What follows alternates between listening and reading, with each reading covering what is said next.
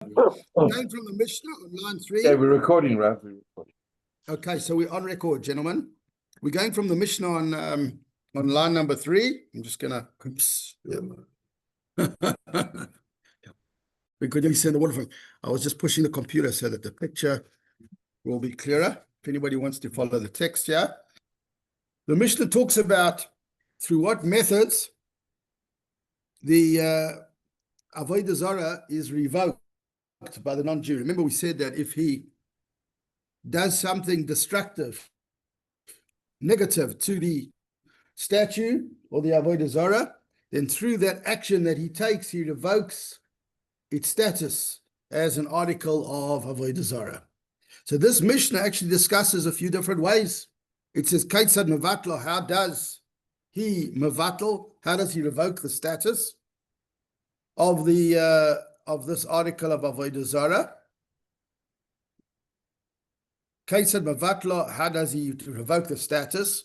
Kota roish ozna, for example, he cuts off a piece of its ear. You know, it's sculpted statue, so it's got human features, it's got ears and nose and eyes and whatever, and he comes along, and instead of serving it, you know, very interesting way to behave to your God. You know, one day you're davening to him, and the next day you're cutting off his ear.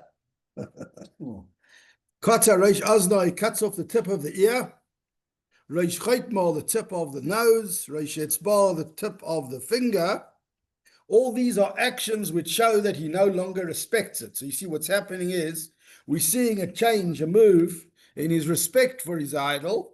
And that change of respect for the idol causes a revocation of its status. What about Mechasa? He crushed it. So basically, I'll have afterwards. If there is, I'm saying, we're going to teach now. No. No. You know what we'll do? I'll just put that there. Thank you. Perfect. Now we organized. Shkoyach, thank you. So basically, if he dents it or crushes a part of it, so in other words, he gives a hack with some kind of sharp object, so he causes it like damage in the form of dent, but doesn't actually cut anything off. He like crushes it or dents it, even though there's nothing less, because as we know from car accidents, God forbid, sometimes nothing comes off. It's just something that's dented inward. So if he dents his idol or crushes it, bitla, it's still a revocation. Even though everything's still there, there's no material missing, there's nothing cut off, it's still considered to be revoked. This is the Mishnah. The Gemora will unpack the Mishnah. So now another thing he can do, instead of damaging the idol, certain actions that he takes will also cause him to demonstrate that he no longer respects it, and he's not going to serve it as a deity. For example, Rak b'fonea, if he spits in front of it. Hishtin b'fonea, he urinates in front of it. So, I mean, these are very disrespectful actions. They do this. They do this. Yeah. That's what they do. Yeah, but we're not talking here where this is the service. Oh. Yeah, exactly, with Baal. That's different. If that's the service, that's different. We're talking here about not when it's the service, when it's being done as an act of disrespect. He's like doing strange things to show disrespect to it, and therefore he's revoking its status. Gaidera, he drags it along the ground. Zarak boy satsoya, he throws excrement at it. There was a lack of darts, apparently. Nothing to play a good game. Soft darts. Harizoi eine betailer. So, according to this Mishnah, these actions do not revoke it. Why not? Because we worry that it's a temporary scorn. In other words, if these actions do not actually have an effect on the idol, our worry is maybe he's having a bad day. So he's a bit cross with his God. So he's doing certain actions to show his disdain, but maybe tomorrow morning he's going to wake up and carry on serving it. So it would seem that the Mishnah is saying that a concrete action which affects the physical status of it is more permanent, because he can't come the next day that easily and repair the ear that he cuts or whatever he broke. But once he broke something on it, that's a revocation. But these actions of scorn do not cause it to be revoked. Lastly, what about if he sells it? He shows his disdain by selling it. Mechara, he sells the idol. And we don't know why he's selling it. The Gemora will unpack that. Is he selling it to someone else who wants to use it for that purpose, to also serve it as an idol? Or maybe he's selling it for metal scrap or stone scrap or whatever it is, or material. Or maybe somebody else wants to use it as an ornament. Or he mishkan, he mortgages it. He takes it to a pawn shop. And he says, it's still mine, but I want to borrow against it. But it's still showing that he doesn't care about it because he could lose it. If he doesn't come up with the bucks, he's going to lose it. When it comes to sale or mortgaging or pawning, there's an argument. Rabbi Omer Bittel, Rabbi Yehuda Hanasi says that these actions cause its status to be revoked. Oh. The Chachamim Omerim and the sages say that these actions do not cause the status to be revoked. So when it comes to selling and mortgaging, we got it machlokes. We want an argument between Rebbe and the sages if that causes it to be revoked or not. What if he fixed that? If he Broke the eel and then he decided to fix it, I think he'd be putting back the status of Avodah Zarah, Okay. especially if the purpose of fixing it is clearly to use it again the same way. Unless he clearly states, I'm fixing it, but I don't want to use it as Avodah Zarah anymore. I'm fixing it for art or whatever. That might be different. He made many break one of those things, one of those, it had a face. Yeah, But break one of the ears. you're not supposed to have full form. Yeah. So I had that. I've got that at home. I have. I think I brought you one time. I told you about it when we moved into our new house. Where, The nose. yeah, I took off the nose. Over there too, they did the same thing. I don't know. Because I've got a sundial. What do you call it? The Greek god of I don't know what. It's like a sun kind of thing. And I gave a little bit of a clap in the nose, and since then it doesn't eat babka. So these guys obviously have no, what's the word, taking their God's name in vain. It's irrelevant to Yeah. from what this says. Then, I know, I wanted to ask you, but in this week's Bacher, we said we have to go and destroy the cities completely. Yeah. So once we've destroyed all the idols and the cities, we can't build or use that land. Is that correct? Something like that, it's, if I remember. Then the one guy asked, if there's a church, The land itself might not be a problem. no, so if we destroyed whatever was there, Mhm. I can't remember I exactly. think the We can't materials use might that be a land. problem. Mm. We can't build or use, I can't remember Yeah. exactly. But then he said, what happens to the, Even the land. even the land? Yeah. But if there's a church and they decide this is no longer our church and it's up for sale. Mhm. So if a church for us is an avodah zarah, Yeah. if they revoke that, can you use that church as a Jewish person for? We've had something many else? cases where a church became a shul. The Torah No, no, Academy. no, the other way around. Oh, where a church became a shul? Yeah, the Oh, Torah I didn't- Academy. Yeah, Torah Academy was once. Oh, The so if they revoke, Sorry, Master. Maharsha was also. Yeah, was also Oh, a church. Yeah. so church can, okay, that Yeah. answers, yeah. So the Gemara says, "Ki lo chisra b'may b'pitla." The Gemara's first question on the Mishnah is, you said, the Tana said in the Mishnah that if he crashes it or gives it a clap, like with a panel beating hammer, he didn't break or nothing broke off. It just got a smack. So what's the bittul? What was revoked? So it got a smack, but it's still there. So the Gemara says, Omar Rav Zaira answers, Shepachasa b'fanel. We're talking about a facial injury. Anywhere else, a clap might not be enough to revoke.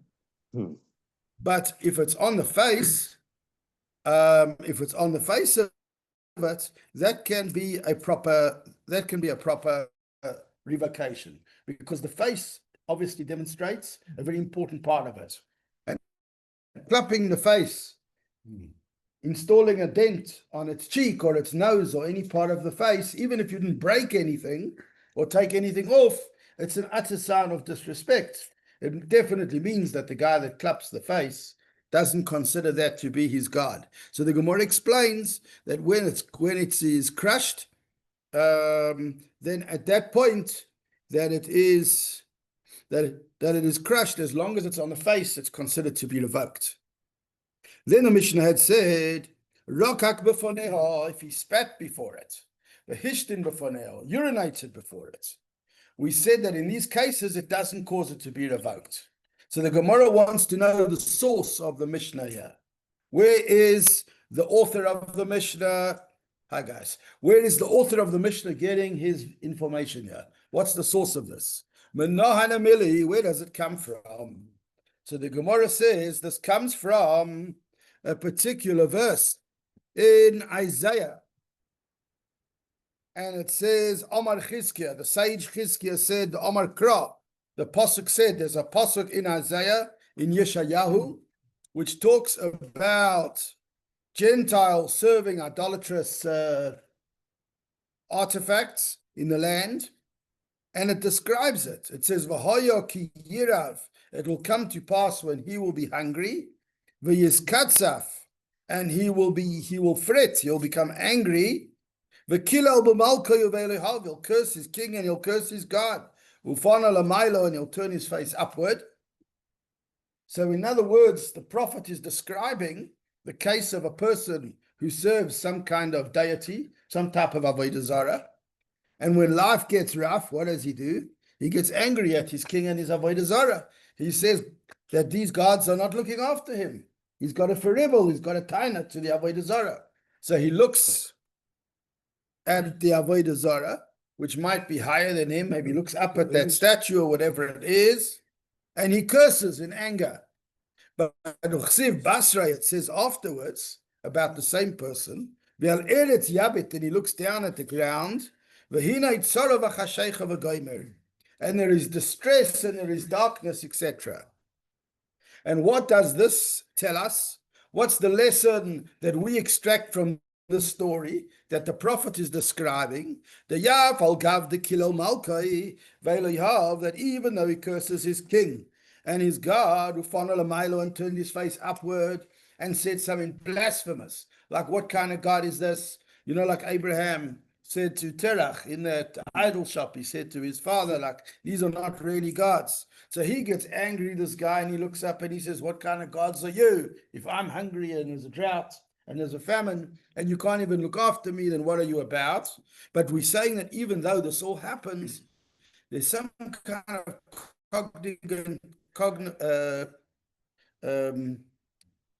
cognitive dissonance. He separates what's going on from the reality. He still says, I'll believe in this anyway. You get certain people, and it almost comes from some kind of, how would you call it, emotional block, that they get stuck in a certain belief system. And even if reality itself comes and says to them, this is not working, they carry on with the same insanity. Einstein said, what is insanity? By definition, trying the same thing that didn't work again and again and again. And even though it didn't work, one keeps trying it. So he, according to Isaiah, according to Yeshayahu, he gets upset. He looks up at the idol. He gives it a good curse. He has a bit of a vent, a rant, whatever you want to call it. But then he looks down at the ground sadly and says, anyways, this is my avodah zarah. In other words, I'm prepared to give it another chance. You know, if he gives it another chance, it means that the scorn that he showed did not revoke its status as avodah zarah. This is what the Gemara is presenting as the source. The aval gav the kilo malkoi ve'elehav, that even though he cursed his king and he cursed his God, ufanel amayla, and faced upward towards it with negative thoughts and declarations, al eretz yabet, he looked down at the ground and said, I'm carrying on with this anyway. Sorry? Looking upwards, you're looking at Hashem. I think the upwards over here means more or less like the upwards is more about him than where he's looking. He's, looking away from the idol. Like look at the power of the statue. No, but he's looking past it if he's looking up. Yeah, but you know that the power comes from. No, but that's what I'm saying. It's like an atheist. You can only be an atheist if you know there's a God. Otherwise, you can't be an atheist. The statue is the agent of the God that you think that come from. No, they consider the idol as a god. Are you specialized in avodah zarah? Yeah, we've been doing it for nearly a year. Yeah. The next part that the Gemara wants to discuss is when he sold or he pawned or mortgaged his avodah zarah. And we said mechara mishkana, if he sold it or he mortgaged it. Rebbe Omer Bittel v'chulu. Rebbe says that it is nullified or revoked, and the sages say no, it's not revoked. What's the machlokes over here? What's the status of selling? So the Gemora says you've got two opinions here, two lines of thought. One is Iri Omar Rabbi Yochanan and Rabbi Yirmiyah bar Abba Omar Rav. One is quoted from Zeiri, talking in the name of Rabbi Yochanan, and one is quoted from Rabbi Yirmiyah bar Abba in the name of Rav. And what are they arguing? They're arguing over the argument. That's Gemora, technicality. They're arguing over the basis of the argument. It sounds a bit technical, doesn't it? Imagine some Jews hearing arguments, and then they have an argument about exactly what was the argument. Jews will do that. The argument is over what was the argument. The machlokes between Zeiri Amar Rabbi Yochanan and Rabbi Yirmiyah bar Abba bar Omar Rav want to unpack and differ about what is the argument between Rabbi Yehuda Hanossi and the sages with regard to selling an idol. What's so bad about selling your idol? I guess if you care about your God, you're not going to sell him. I guess if you care about your getchka, you're not going to schlep him off to the pawn shop and borrow money against him. So, but what happens? Chad Omar, one opinion says, machlokes b'tzeirev goy. The argument is with regard to a smith. Smith meaning, how would you call it? The gentleman next to him. Another Smith. Different kind of smith. He might have gotten his name from being some great grandfather was a smith. You know, you get a goldsmith and a blacksmith and a metalsmith. And in those days, before we had big factories to do all our hard work, you know, you had on the block, there was, next to Yossi's bakery, there was another guy that worked with metal, and another guy that worked with wood, and another guy that worked with material. So if you wanted to fix your idol, if his ears were loose and you needed them tightened, put him in the bakery. You would take him to the smith, to the guy who deals with metal. And you would say, could you please do a soldering job over here? I've got a metal idol with some loose ears, whatever it is. Now, those smiths also did the repairs and the sales. You know, if you had something you wanted to sell, you could bring it in, and either he would fix it and sell it himself. I don't know if you guys have come across, you get nowadays Facebook Marketplace.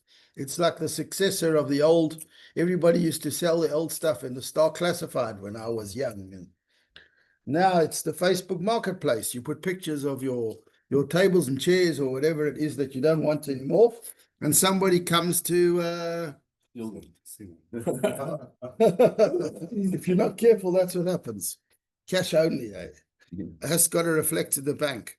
So basically, this guy in this story takes his idol off to some recycled idol place, and he sells her to a tzeiref, to a smith, who's going to renovate it, fix it, use it. You don't know what a person's going to do with something. Maybe he's going to use it differently to you. Now, the machlokes is b'tzeirev goy, if the smith is a non-Jew. In other words, what is the non-Jew going to do with the idol that another non-Jew sells him? Very possibly he might serve it with as avodah zarah, just like you used to use it as a god, as an idolatrous deity. Maybe I'm going to use it that way too. He takes the same instruction booklets. How do you use this thing? And he does the same thing as you. So the Gemara wants to say that perhaps the machlokes between Rebbe and the sages is b'tzeirev goy, that because it was sold to a non-Jewish, a Gentile tzeiref smith, Rebbe says that it's anyways revoked. Its status as avodah zarah is revoked because Goy A sold it to Goy B and showed disrespect by selling the idol. And we're not 100% sure what Goy B is going to use it for. So the status is revoked. And the sages say, no, one Goy sells it to another. The second one will do the same as the first. He used it as a god. We need to assume he's also going to use it as a god. That's where the machlokes is. Aval would say if Yisroel. But when it comes to a Jewish smith, divrei hakol bitel, everybody agrees, both sides of the machlokes, that the Gentile who sold the idol to a Jewish smith revoked its status as Avodah Zarah, because he's not going to expect, thank God, many Jews, most Jews are not into idolatry. So once you sell an idol to a Jew, he's going to say, the Jew's going to say, I need a security fence, I need to melt this thing down and get some good metal brackets made out of it. So, but say if Yisrael, if the smith is a Jew, Divrei HaKol Bitel, everybody will agree that this thing is revoked. That is one way of unpacking it. If I'm a goldsmith, Yeah. am I allowed to buy an idol from a goyim and melt it down and make gold instead of make a profit out of it? So you'd have to check in Shulchan Aruch, not in Gemora. That's Yes. step number one. You'd have to get a rabbi. Let's say it was a serious halakhic question.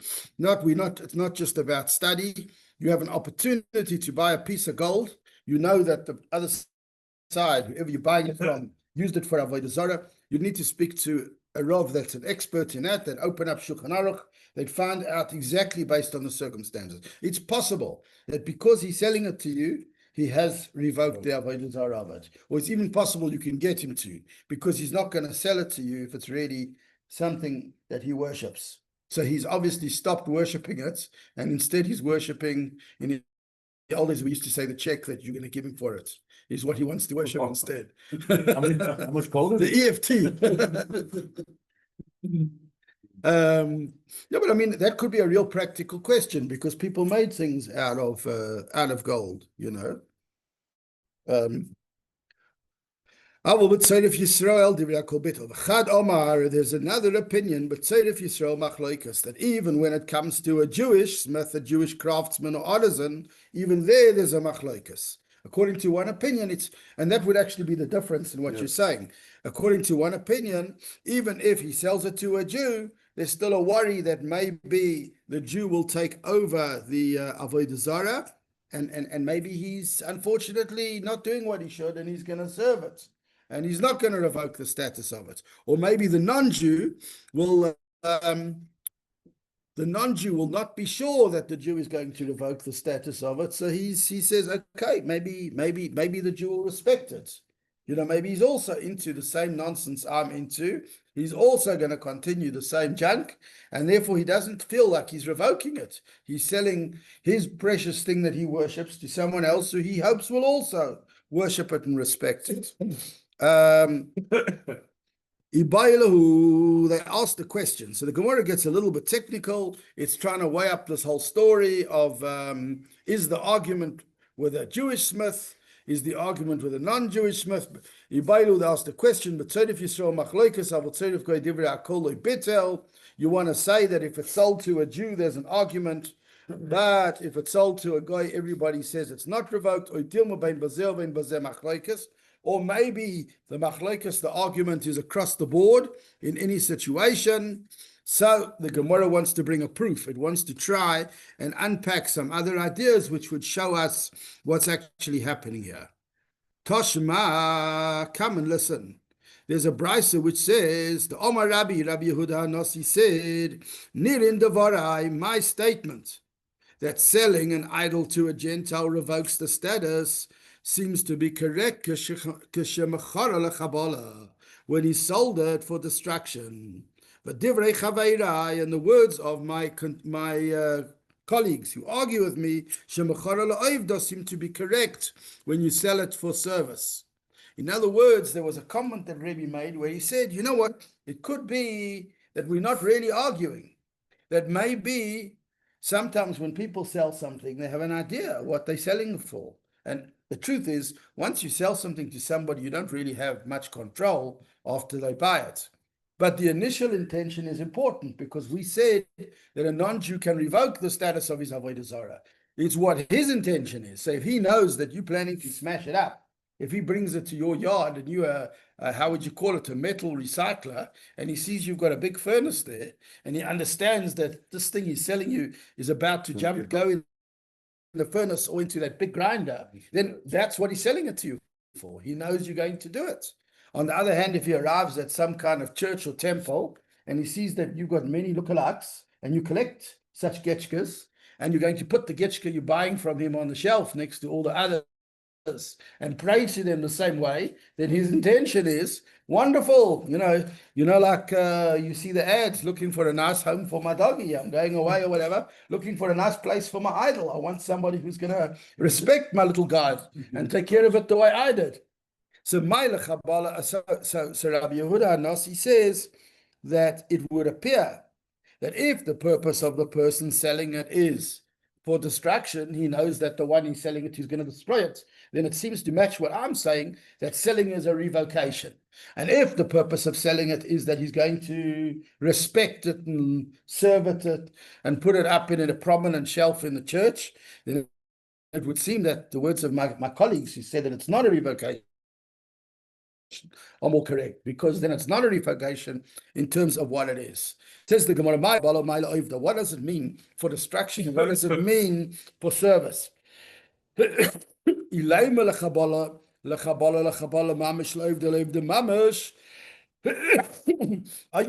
mean direct?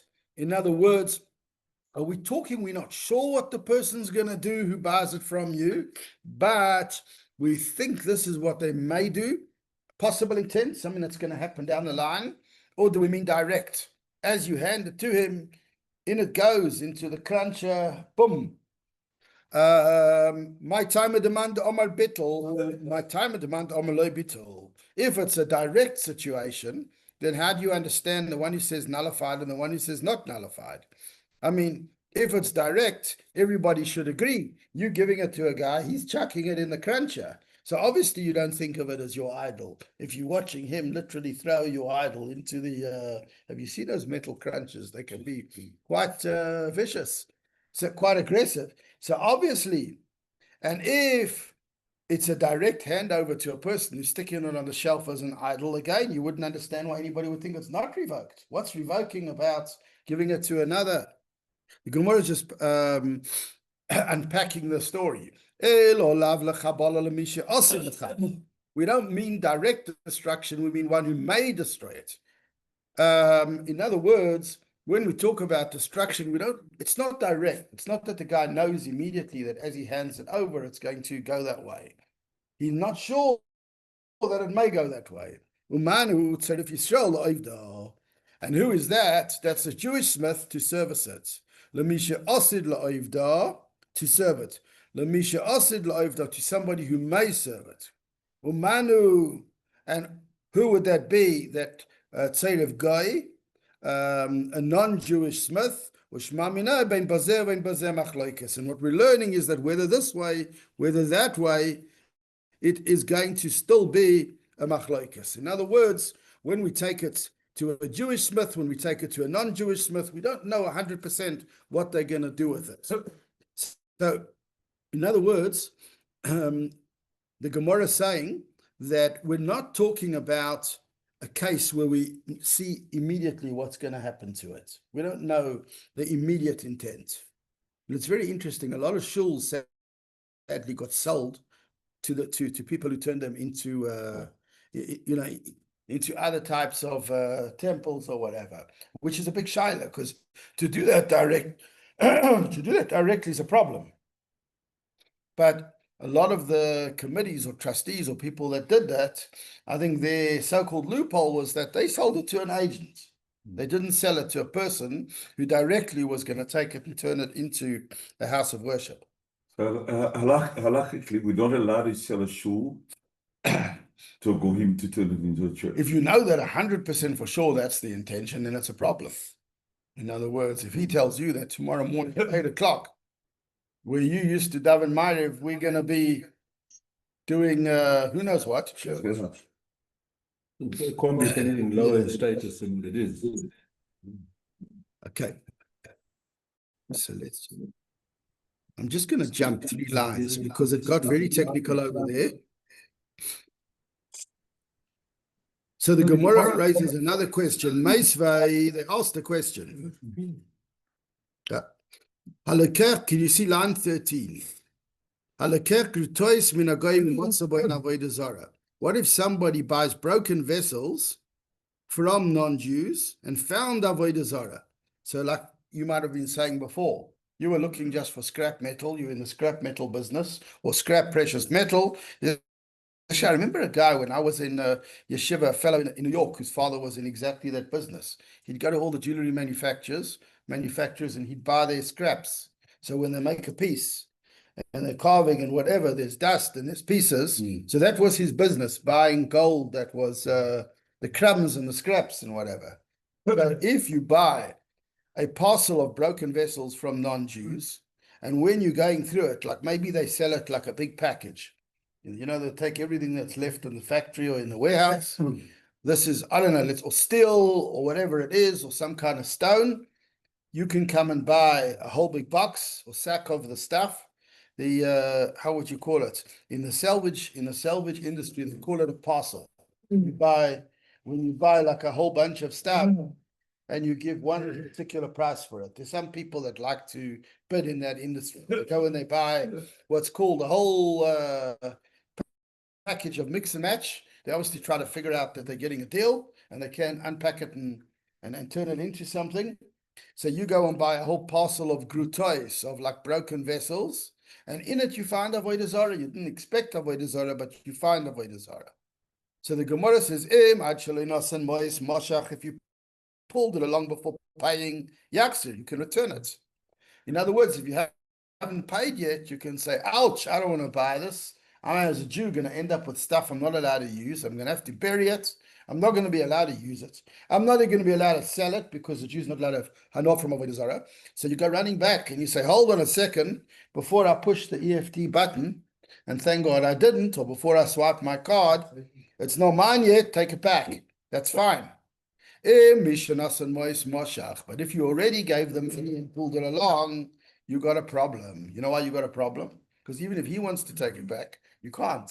It's now in the hands of a Jew. It's avodah zarah in the hands of a Jew. Avodah zarah in the hands of a Jew that belongs to a Jew can never be revoked. Now, you can't give it back to him because he's going to give you money back. It's yours. If he does a return, it's a reverse transaction. It was already yours. So if the transaction didn't yet take place or effect, you can give it back. You discovered there's avodah zarah. Mr. Goy, keep your avodah zarah. It's not going to help me. But if you already paid and you already lifted it and took it away, it's too late. Yeah. You give it back to him. If you know, it's too late. You've got avodah zarah, and then you've got to put it in the salt sea. You've got to get rid of it, and it's got to be interred. And basically, the Gemara wants to weigh up this case. The person who buys these broken pieces, they wants to weigh it up against what we were saying when a non-Jew sells his idol to a Jewish smith versus a non-Jewish smith. The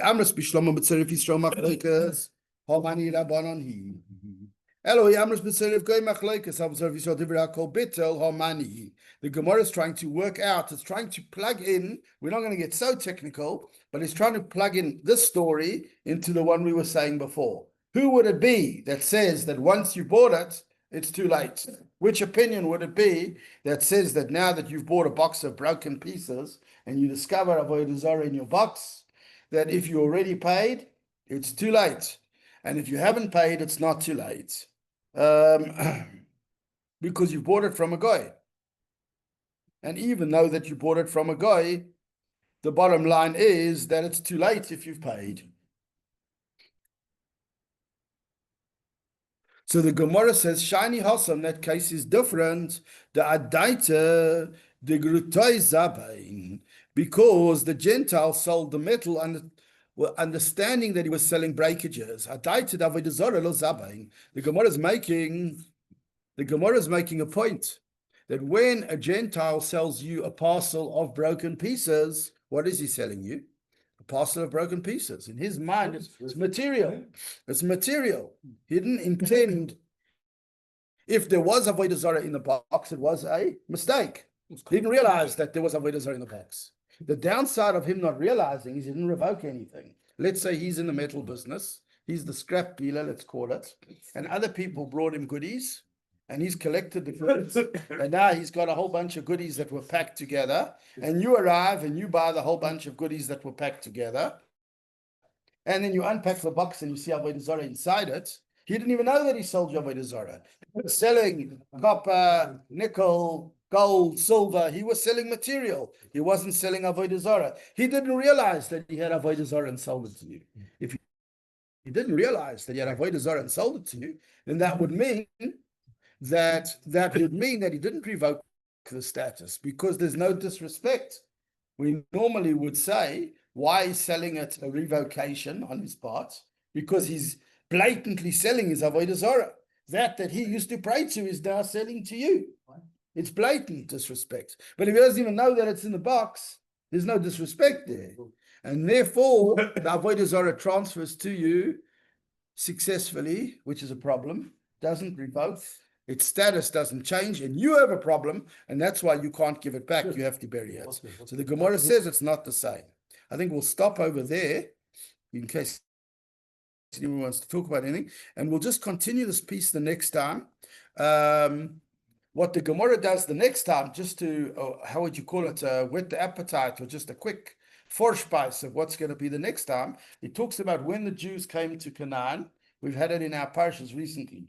And we were instructed that when we came to the land, we have to destroy all the avodah zarah, we have to destroy all the Asherah trees. So basically, the Gemara wants to know why all those laws. If it became ours, then maybe the status is revoked. Maybe the goyim who it belonged to already finished with it. And they said, I'm not serving that Asherah tree anymore. I'm not serving that idol anymore. And then the status is revoked and you can use it. So why does the Torah have to tell us that we, when we come into the land, have a responsibility to destroy all the avodah zarah? If they're gone and they've run away from their avodah zarah, isn't it revoked?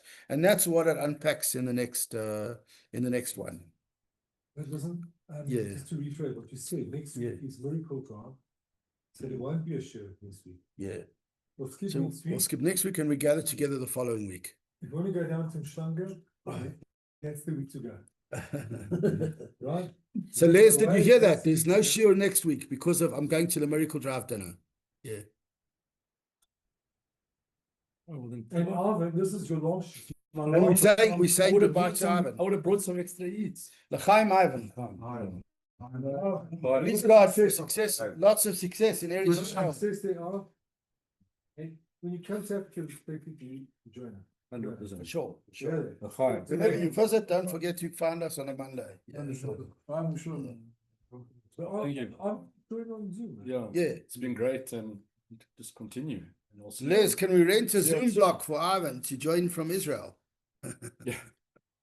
You can't touch the food. Tanya. Have you booked a place? Are you His father and my father were brothers. Yeah. Sure. In fact,